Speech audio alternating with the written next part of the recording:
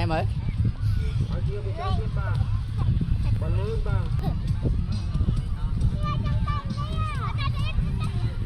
ê này nè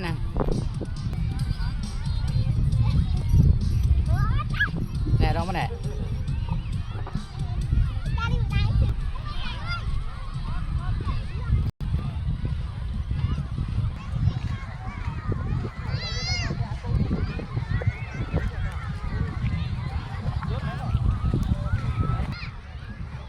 tôi thực phải ai con tôi nhé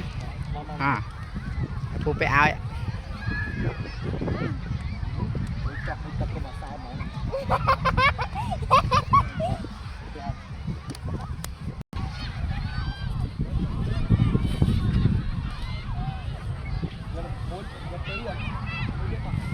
là giờ mẹ mua vô hả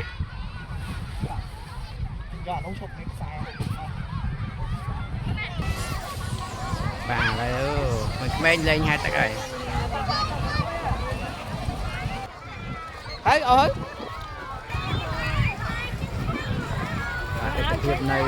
cọc pen mà màu từ màu búa này này